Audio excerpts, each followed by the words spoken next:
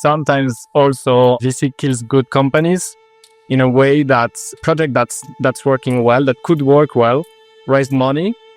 For some reason, they can't raise the next round because they don't have the crazy nice KPIs, or the market just changed or whatever. We know that this is a clear mistake that we should have discussed with more people, and we should be easy to avoid.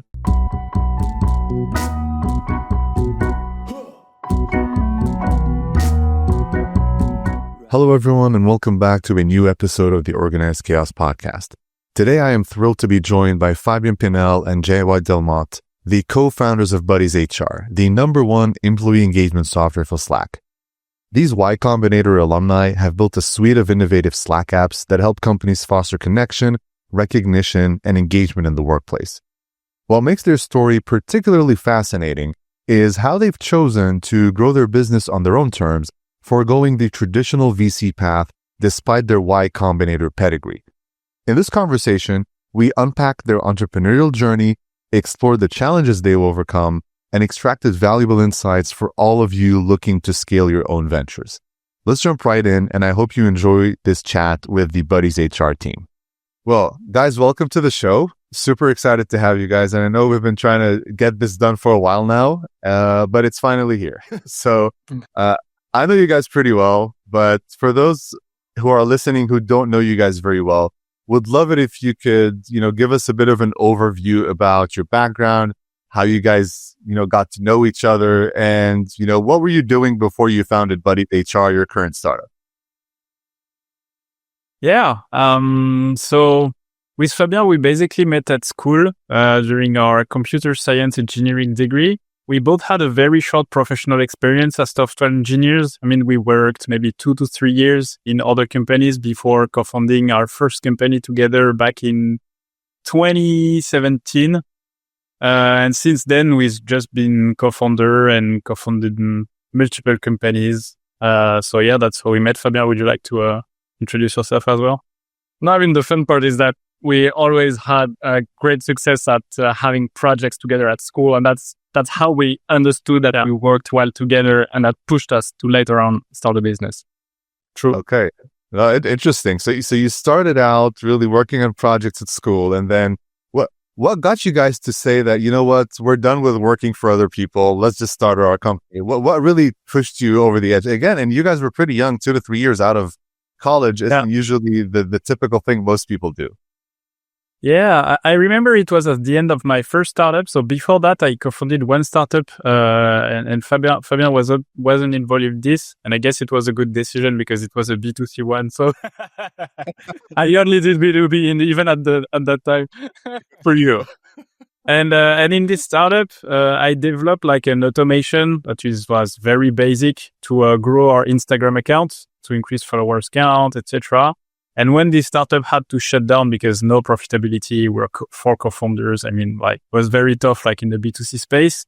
I basically landed on Fabian's apartment and told him, hey, you know what? I developed this. I bet we can maybe create a company together with this, knowing that we had worked together for the past few years during our engineering degree.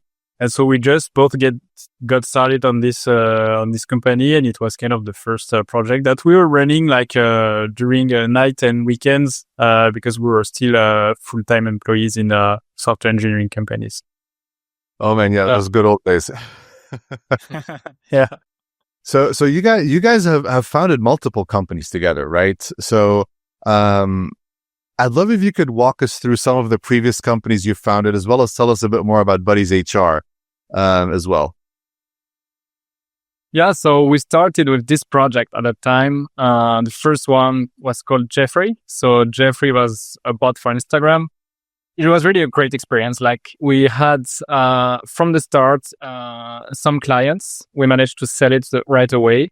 And it was what kickstarted the project, really, because it was a side project. We're like, okay, maybe it's going to be a fun ride, but maybe it's just not gonna do anything, and it will just be for us. But then we started having some clients, and then the scale, now that we look back at it, was amazing. But at that time, we had no idea what we were doing, basically.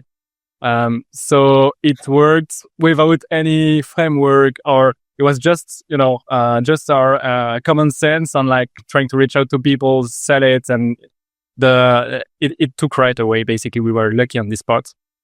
But then one day, like we decided, okay, this is large enough so that we can quit our jobs.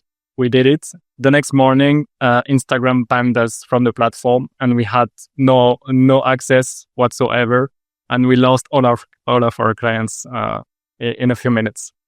And so we were, in front of the wall. So you're like, okay, I had a business, I just quit my job. I went 100% on it, and now I have $0 in revenue, and I need to start again, basically. So that's when we started iterating. We launched Jeffrey for TikTok. It went quite well, actually. But then it was the same, you're kind of a parasite for this kind of platforms. So they try to kill you every new day. So it's not a good business to have, but at that time it was great for us. And then we started talkfluence.com. I think that was the next one. So it was kind of in the same area, in this, influencer marketing space. So it was a search for influencers. So basically you would go on it, input criteria like, I want an influencers from LA talking about, I don't know, sports, having more than 10K followers on TikTok, whatever. And then you would find some people, export their email and contact these persons. That was kind of the pitch. But the thing is, we were specialized on TikTok, and it was 2020. It was quite early for TikTok at that time, especially for influencer marketing. Yeah. So we managed to raise it to 10K MRR, I think at the peak, but it was quite hard to sell.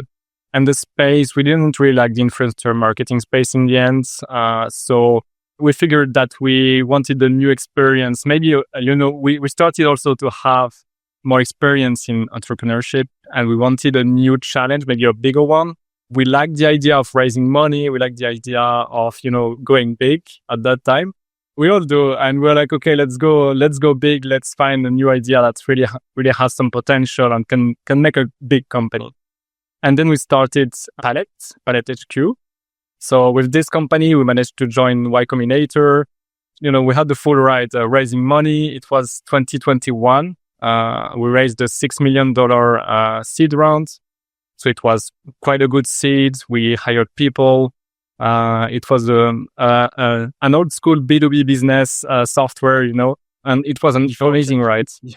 Yeah, exactly. It was a great ride, honestly. And then we launched Buddies HR, who's the latest business. It's a different one. It's bootstrapped. Yeah, latest and greatest, hopefully. So we have $0 in terms of raising. We have 0 employees, and we've been in this business since 2 years, I think. Yeah, it's going great, honestly, and we're very happy with the new bootstrap kind of life that we have.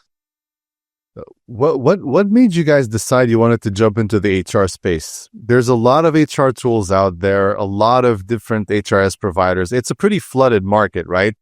What excited you guys to actually jump into this whole, industry? We feel like there is no crowded market. In every crowded market, there are some spaces that you can have. There are some verticals. And naturally, when you look at every market, the companies that exist for example, SMBs or mid-market will tend to go into larger markets. Like they will tend to go higher. So someone targeting SMB naturally will just add features, sell more expensive packages, and will move to mid-market and even later move to enterprise. So there is a natural way of these companies moving up market. So you can always come back to these entering markets, like targeting small companies, being lean, sell cheap products, and target these markets that were left behind. So that's the kind of strategy that we saw, because in HR there are a lot of companies, but most of them, they're moving up market. And also one thing that we did notice in our previous company, like we hired and scaled the company to 15 people, and we saw so many processes and Like, and also it was kind of like, we realized with Fabian that we really enjoyed every people related topic. So when we left the company, we were like, okay, what should we do next? The thing we most enjoyed at our previous company was to handle like onboardings, how people were performing, ensuring they had everything they need to perform at their very best. And we were like, okay, so we might want to do this like in a more like massive way. And we might talk to HR. Like at the time, we had no clue what an HR was doing, honestly, like what's the typical day of someone working in HR. So we were like, okay, let's try to reach out to people in HR and see like what those folks are doing on an everyday basis, and figure out like what we can do like to achieve this mission of making employees happier at work. And that's how we got started basically, and how we met you, by the way, Nahed. Exactly. So I would say that's kind of how we met. You guys reached out to me like, hey, talking crowd, like I'm down. Let's do that. But no, this is great. So, I mean, so you guys you guys went through Y Combinator, right? You scaled to 15 people and so forth. What are some of looking back, what are some of the do's and don'ts you think companies, while they're scaling, should be aware of? Because you've been through that experience before, right? And even in your current venture, Buddies HR, you've decided, hey, it's us two right now. Let's grow it as much as we can. So what are some of the learnings you've had from scaling that quickly and with so many people, and some of the good things versus the things that you think you could have done differently? Good question. So I think one of the things we saw that was, that's the biggest mistake, I would say, is like spending too much money when you don't have product market fit. It's so fragile. It's so unknown. You're missing a lot of information. You don't know where you're going. And some people, they spend a lot of money, even though it's a mess around them and it's a mess around the positioning of the company, etc. And that's a mistake we did. So I'm happy to say it was a mistake now. But spending too much on sales, on even marketing before realizing what's your ideal customer, ideal persona, what's your ideal growth channel, and so on. So I think it's a big mistake. You have to stay lean until you discover what's your positioning and market and growth. Yeah. To add more on this, I think the reason why we did this mistake, even if like now that we have more learnings and maturity, like we know that this is a clear mistake that we should have discussed with more people, and we should be easy to avoid. Even if we were aware of this, I think there's one more argument of why we should have done it anyway. It's because we had competition that raised Series A, Series B, even Series D at the time, Series C, at the time. And we were like, okay, so if they are successful, that means there is product market fit in the market. So we just need to scale. Like we just need more salespeople. We just need more people in marketing. And we basically try to brute force product market fits. That was also like one of the advice we got from one of our investors that were really bullish and will say, look, like these guys were able to scale from this number to this number in ARR in 1 year. Why not doing the same and applying the same playbook? Like you have the same product, you're in the same industry, so that should work exactly as it worked in the other company. And guess what? It didn't.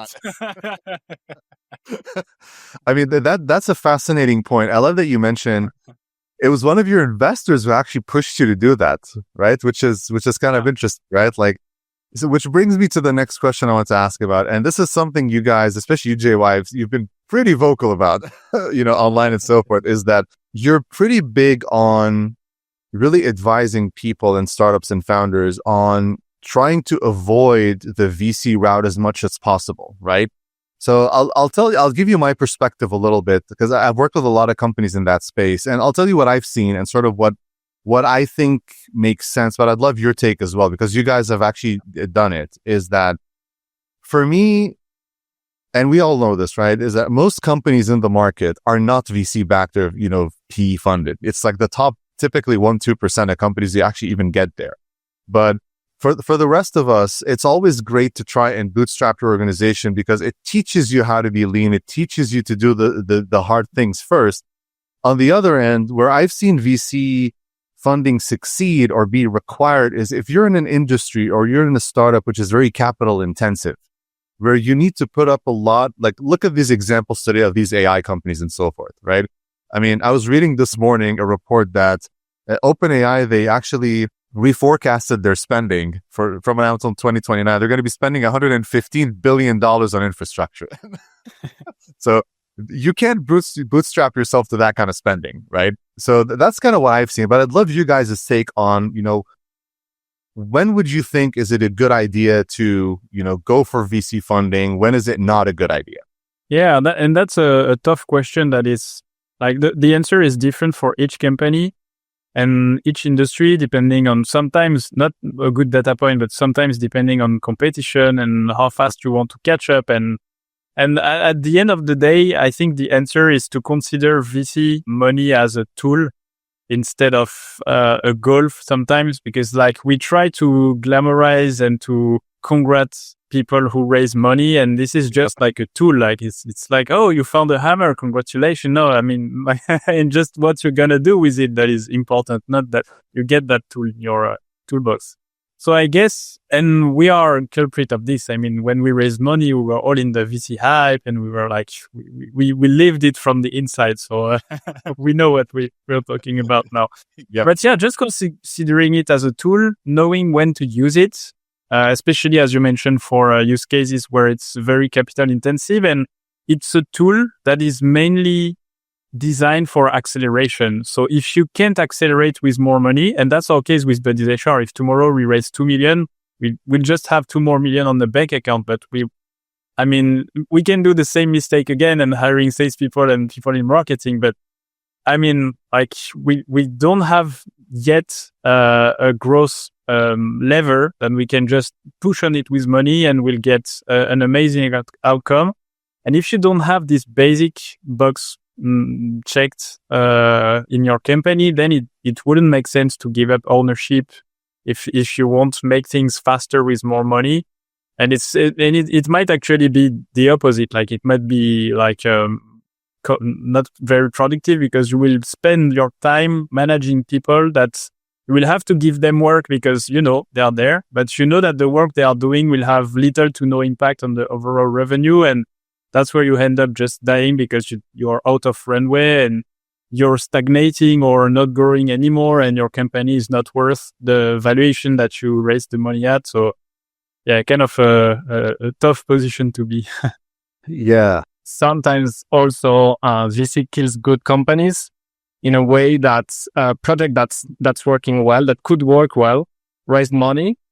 For some reason, they can't raise the next round because they don't have the crazy nice KPIs, or the market just changed or whatever.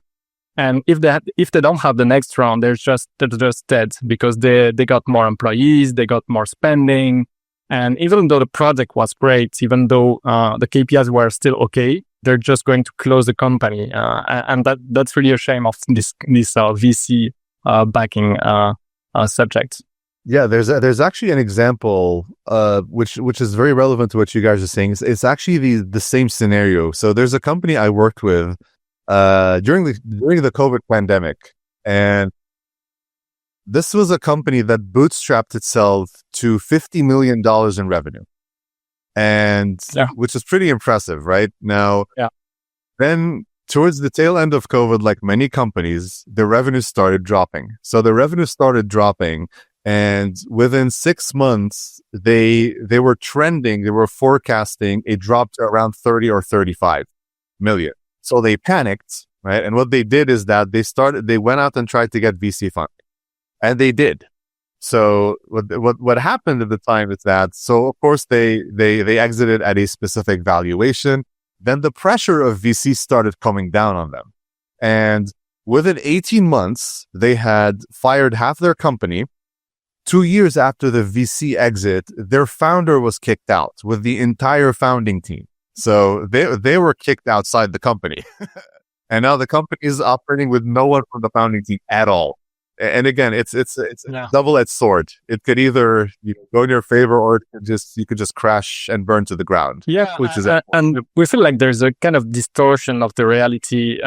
People on the VC team, it's seen as a goal, as you said, JY, and it's seen as something, amazing, that everyone should want to do. Everyone should want to raise money and go big and stuff. So that's what you see, and that's what you can read on social media or even in the press. And on the other hand, there is this bootstrapping guys that, it's boring to bootstrap. So it's basically not something people want to do, right? And that's why we were talking about this on LinkedIn, is that you want to lower the hype of the VC way, because that's not how things are supposed to go. That you should build a long-lasting business and a business that's making revenue and that's profitable, etc. And you also want to level up the hype of the bootstrap business. That's where the real businesses are. And as you said, that's like 98% of the business actually. Let's talk about Buddies HR, which is your current latest and greatest venture. Tell us a bit more in depth for those who don't know. Like, I know the tool very well, right? That I've worked with you guys, and I know a lot about it. So tell us a bit more about Buddies HR. What is the purpose of the tool and the whole venture, and what are your big picture plans for the next 3 to 5 years? Where do you want it to get to? Yeah, very, very good question, and could be answering this one for hours. So I'll try to keep it short. Buddies HR right now is developing like an employee engagement software for Slack-based companies. So it's a suite of Slack apps, one for celebrating birthdays, one for kudos, for random coffee, scheduling, polls and surveys, especially useful for HR folks, stand-up meetings, org chart, like everything that you might think of that might be needed in Slack and not available as a native Slack feature. We basically try to handle this. We are also trying to help founders like us who don't have yet the budget or the need to have a full HR function within the company.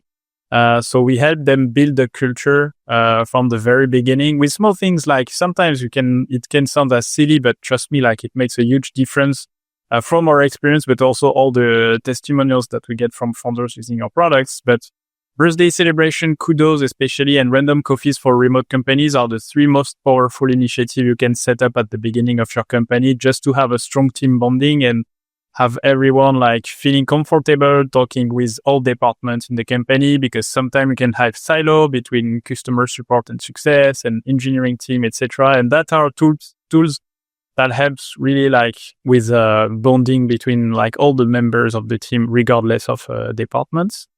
Did I forget anything, Fabian? No, I mean, it's really easy fruits to grab. You just install them, it works right away, and it's no headache for anyone. It's just does the job for you, and it won't scale until it won't scale super for very large companies, let's say.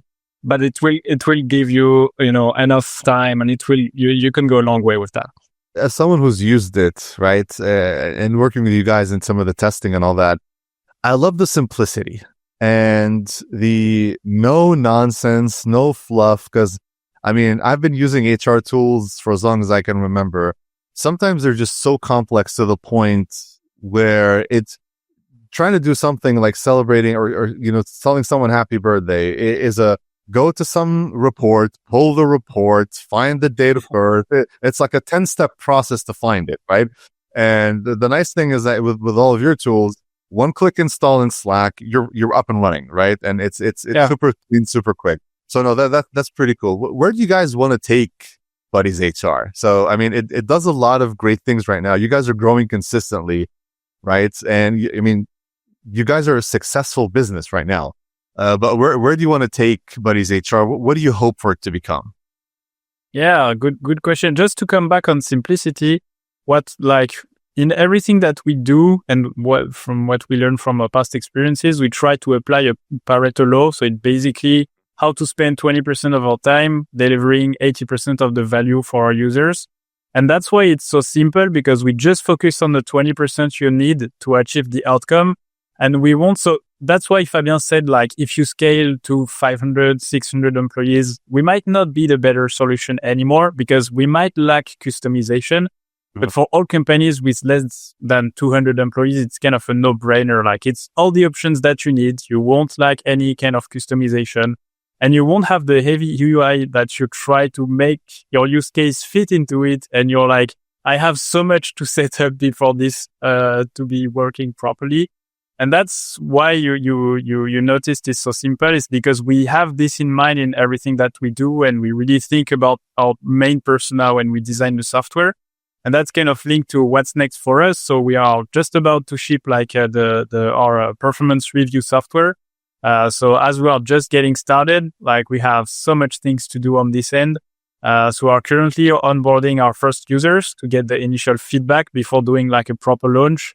And I think for the next 6 to 12 months at least, we'll be working on refining the first version that we just shipped. And we'll try to, as we do usually, like current competition, like the space is really crowded by lots of tools that are mostly designed for more advanced companies. And when you end up having 50 employees, try using, I will drop some name here, but try using Lattice 15.5 or other software that are designed for bigger companies when you're just 50. And then you're like, there are so much modules, like you don't even understand the pricing reading only once. Whereas the only thing you need is to just run performance reviews, like basically set a set of questions, selecting peer reviews, upward reviews, etc. Click send, and that's it. It should be 5 to 10 minute process, not a multiple hour, endless calls with SDR, account executive, onboarding with CSM to explain you how the software works. Like that's not, it should be. And actually, like when you look at it, sometimes these companies, they still advertise themselves as simple tools because they were simple 5 years ago or 10 years ago, but then over time it got heavier. They added features and flows and modules, and that's how these kind of softwares go up market. But they also cost, they're so more expensive, they cost more, and they become super heavy to manipulate. Yeah, exactly. Now I'm going to give you some free advertisement here on the simple performance tool because we were talking about this before the show. I tested it out on Friday, right? I don't think I've ever seen something so simple in terms of from the moment you sort of set it up, which is a 10-second thing, to the moment you're running a review, it's literally a few minutes. And this is me because I was customizing some of the questions. If you want to run with what you guys have built in, it's the 1 minute process. The criteria, and it works. Your coffee should still be hot at the end of the configuration.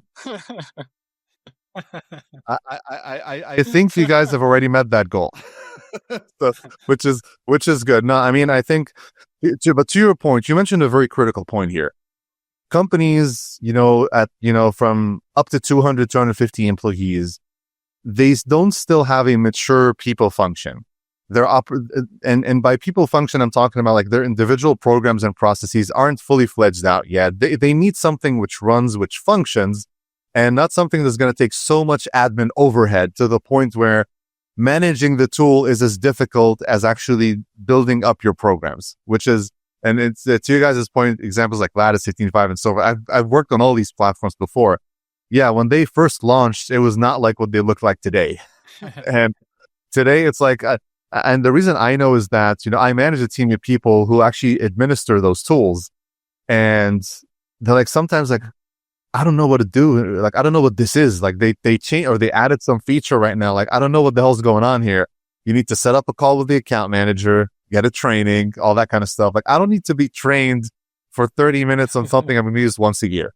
And so there's a lot of stuff going on here. So, for those who are listening, definitely check out Buddy's HR and keep an eye on that simple perf tool and the others. I'm sure you're gonna love it. So, no, of course.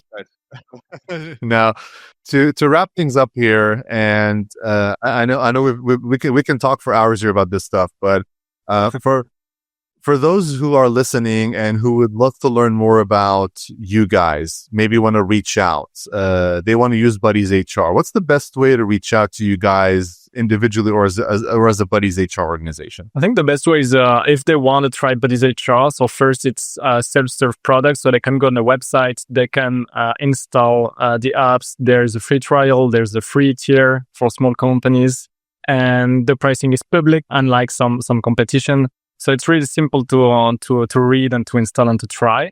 And we're very active on LinkedIn. So if they want to connect with us, they can reach out on LinkedIn. We'll be very happy to have a chat.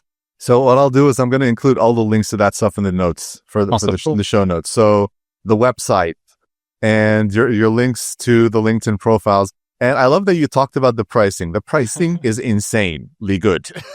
So, and every time I look at you guys' pricing, I'm like, okay, how can this not be a no-brainer? I was about to say that. Like, it should be a no-brainer. That's what we think about when we build the price. So I hope it is. I mean, it costs you less than coffee for the whole year for one person, which is kind of crazy. But yeah, definitely, I'll include all this stuff in the show notes. And anyone who's listening out there, definitely check out Buddy's HR. I've used it; you're gonna love it, and easy to manage as well. HR people want to get rid of admin work, and so do founders. So this is your ticket to the promised land. All right, well. Gentlemen, this was amazing. Thank you again for the time. And I look forward to seeing you again soon in the next couple of years when Buddy's HR is taken. Thank you for the invitation. It was a great chat.